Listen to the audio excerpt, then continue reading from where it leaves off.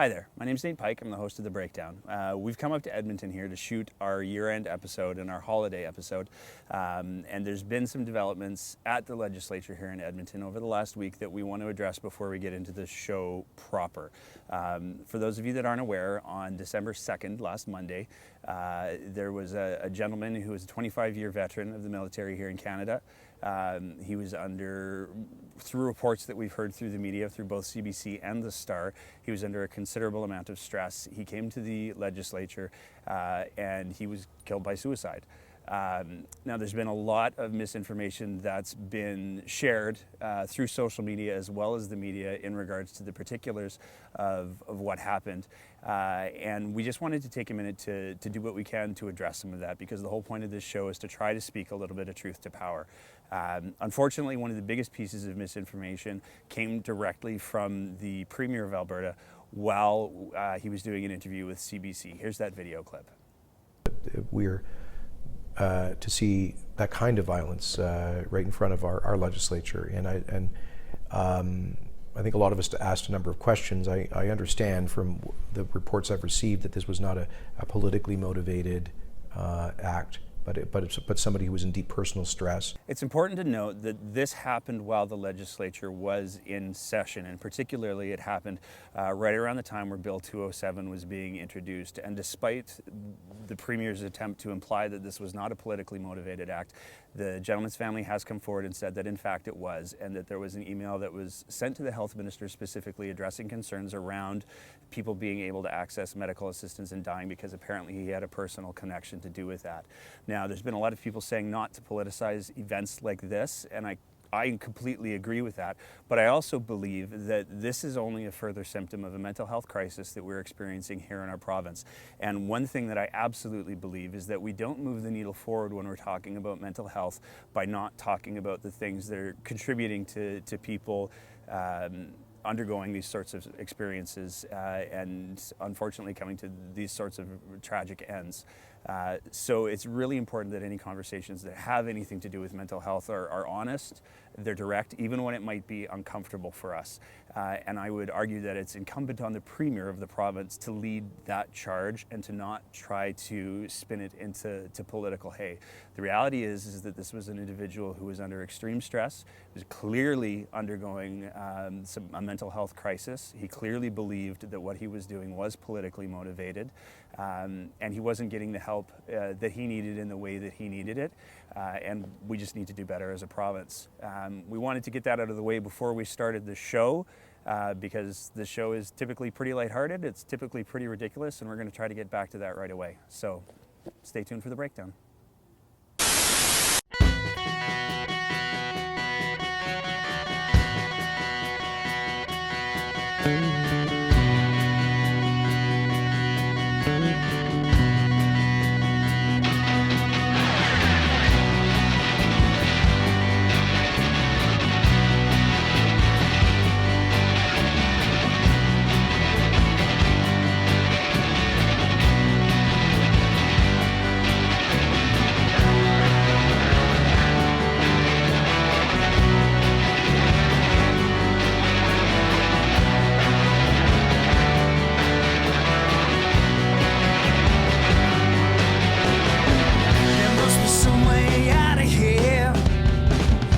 Joker to the thief.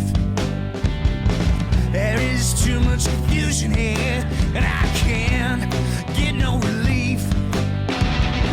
Businessmen that drink my wine, plowmen dig my hearth. Nothing any along the line, no any of that is worth.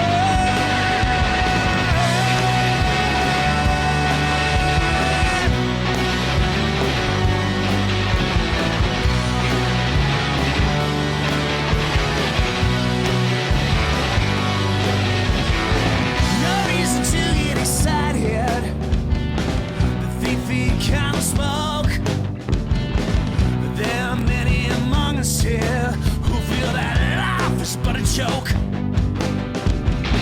You and I, we've been through that. This is not our fate. So let us not talk falsely now, for the hour is getting late.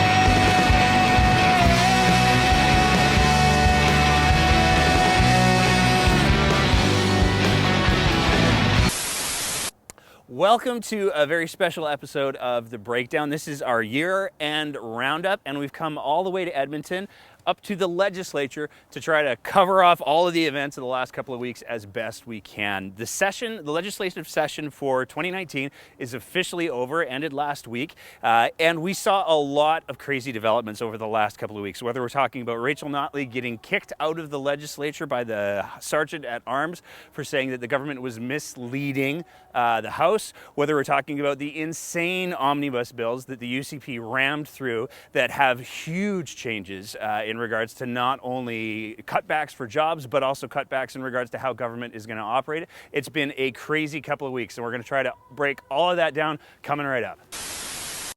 One of the stories that's kind of fallen through the cracks a little bit over the last couple of weeks with all of the changes that the government's been ramming through the legislature has to do with people who suffer from Crohn's and colitis. So for people who don't know, Crohn's and colitis is an inflammatory bowel disease that not only can cause some embarrassing and uncomfortable moments, but it can actually cause some very real life-threatening conditions, and it can make life really, really difficult. Now, Alberta has a history of being one of the leading research areas in the entire world for dealing with inflammatory bowel disease, Crohn's and colitis. And it's an area that many people believe that we should be investing in more research to try to find a cure and to try to make sure that the symptoms are as manageable as possible. But it seems like the government of Alberta is moving things in a completely different direction, where they're talking about taking people off of the current medications that work for them and moving them to what are called biosimilars. Now, there's a lot of people with Crohn's and colitis who are really, really concerned about this, because for somebody who has Crohn's and colitis, once they find a treatment that works for them and allows them to go out and enjoy a high quality of life and not live with the higher risks that are associated with the diseases, that's something that they want to hold on to. And moving a person off of that treatment can not only cause them to experience serious symptoms, but it can also mean that that previous treatment that they were on that was working for them doesn't work as effectively. There was a protest that was held here a little while ago to try to draw more attention to how important this issue is, but there hasn't been any indication that the government has been listening to it. So hopefully over the next couple of weeks and by the next legislative session, we'll have some better news about what the government's going to do to make sure that they're not throwing people who suffer from Crohn's and colitis under the bus. Quite a few months ago, we did a segment on how Doug Schweitzer had failed to recuse himself from overseeing the investigation into the UCP leadership race because it was being investigated by the RCMP. Now, shortly after that, the province did bring in an external person to oversee that investigation, but the reality is that investigation is still ongoing, and we've seen a lot of fines issued because of behaviors that happened during the UCP leadership race. Now, the body that was putting those fines forward and doing a lot of those investigations was the Office of the Elections Commissioner. When the UCP introduced new legislation in the last legislative session, one of the things that they did with that legislation that ultimately led to Rachel Notley being kicked out of the legislature in part had to do with the fact that the new legislation eliminates the position of the Elections Commissioner, effectively firing the very person who is investigating the UCP leadership race that might have shown that Jason Kenney was involved with all of the things that happened during that leadership race. This is really, really bad. This is the equivalent of Donald Trump firing Robert Mueller or any of the other people who have been investigating the Trump presidency. So again, we find ourselves in Alberta where the bar for making sure that our democracy is strong and that it's well protected is actually sitting lower than the administration that Donald Trump is running in the United States.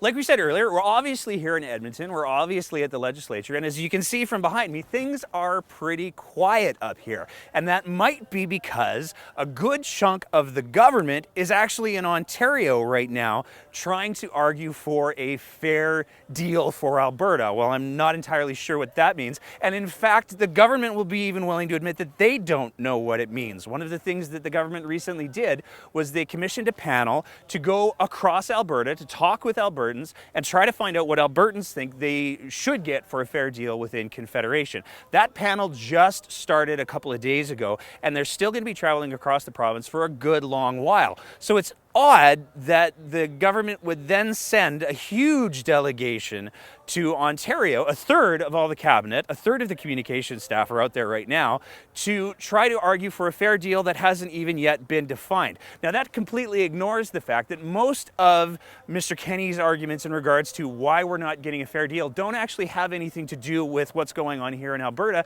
They have to do with Quebec's deal in Confederation. So it might be worthwhile, if the government's going to spend even more money flying people across the country, it might be worthwhile for them to figure out exactly what they're arguing for. Because if it's a fair deal for Alberta, they should let that commission finish its job. And if it's a different deal for Quebec, then they should probably have that conversation in that context instead. At the beginning of December, the UCP finally had their first AGM and policy conference since their overwhelming victory in the provincial election. And boy, did people come out for it. Now! Stop it now! Have your voices heard. That's what we're doing today. Go to every rally there is and have your stories told. Thank you. I look forward to seeing you all in the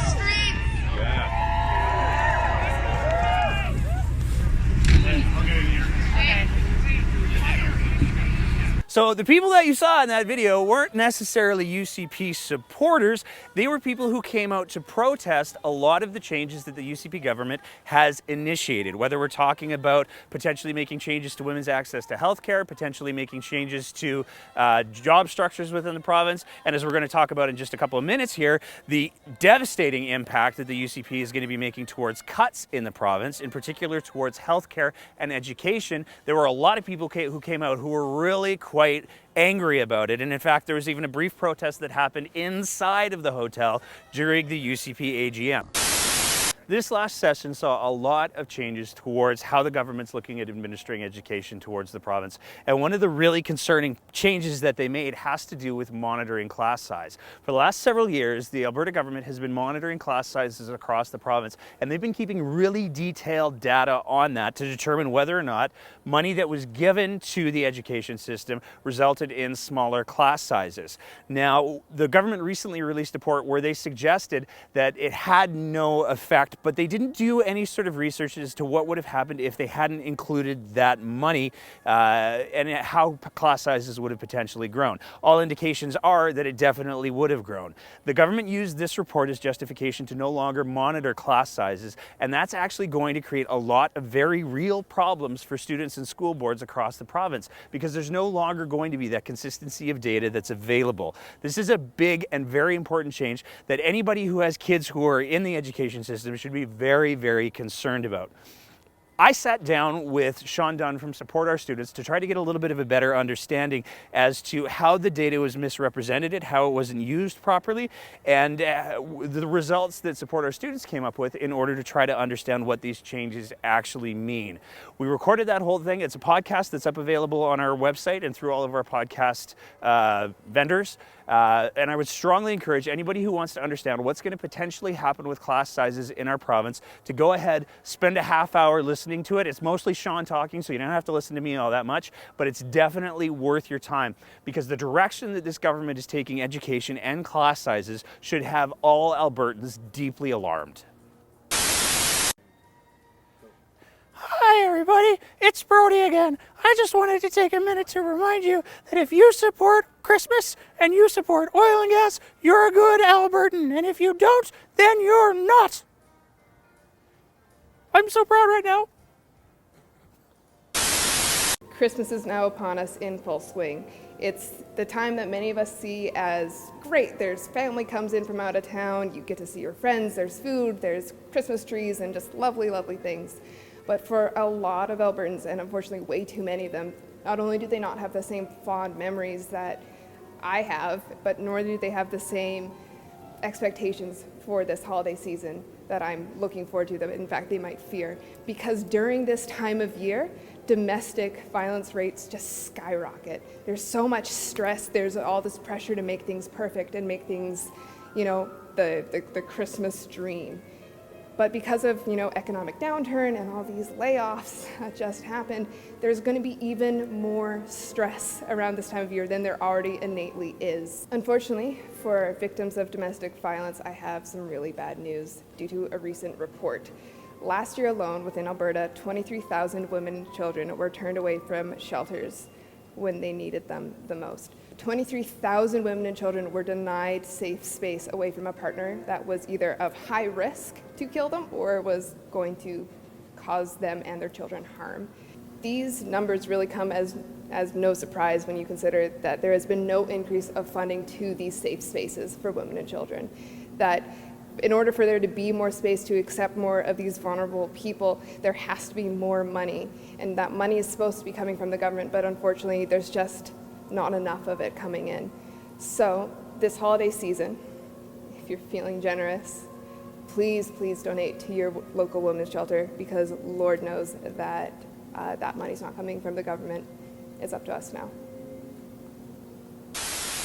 So this brings us to the end of our very special holiday year-end episode here at the legislature, and we wanted to end things on a bit of a positive note. So we wanted to just take a moment to recognize the fact that construction has begun on the Trans Mountain expansion, and that's really, really good news for the province, because it's going to help us get a lot of our product to market, which is something that we desperately need. It's really important to realize, though, that we have to take that in context, because it's not going to be the silver bullet solution to all of our province's problems. We got a lot of challenges ahead of us, but I've been living in this province my entire life, and if there's one thing I can say confidently about Alberta is that we're a province that knows how to persevere, and we're a province that knows how to get through our problems. So from all of us at The Breakdown to you, Merry Christmas, Happy Holidays, and Happy New Year.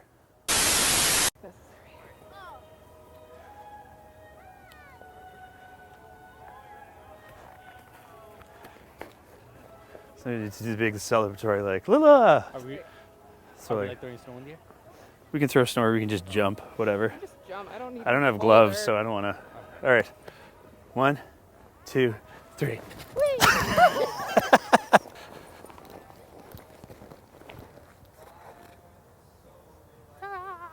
Jazz hands.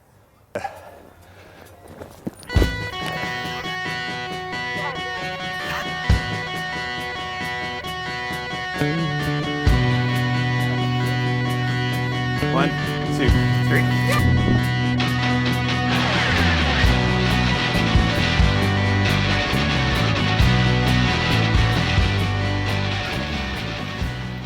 We've got a real problem in this province, and it's something that everybody needs to. Ran out of steam. Now in Alberta is actually one of the leading, I swear to God, with this singer, he's gonna be the end of me. Let's move down a little bit. Like, he's got long dark hair, you know it. And he's probably wearing a robe. If you ever want to just watch something that makes you squirm, go with that. And despite all of the people who have, let's do it again. Okay, let's try that again.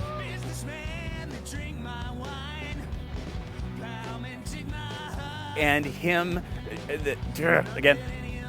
It's also the time of year where there's so much stress and so much cold. Violence is bad. I have cold. I didn't think of a wrap-up sentence fast enough, and then I panicked. I froze, as it were. So this is this brings us to the alarm. No, I had a better way to do this one. I wanted to do the Doug Schweitzer with the recusing himself. And the domestic violence rates go up. I'm so cold. One of the big conversations that's been dominating the news over the last couple of weeks, it hasn't been dominating the news, that's why we're talking about it, because it's kind of fallen through the cracks. So let's go through that again. For domestic violence, I'm going to say that again with words. Now this is by no means the silver bullet problem that's going to deal with, or the silver bullet problem. It's the silver bullet solution. It's like the celebrating, supporting the disease.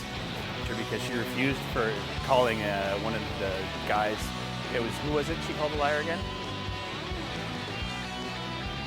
Nixon, or was it? Get it. Cases of domestic violence. Nate, please can we go inside? Okay. Opposition Leader Rachel not...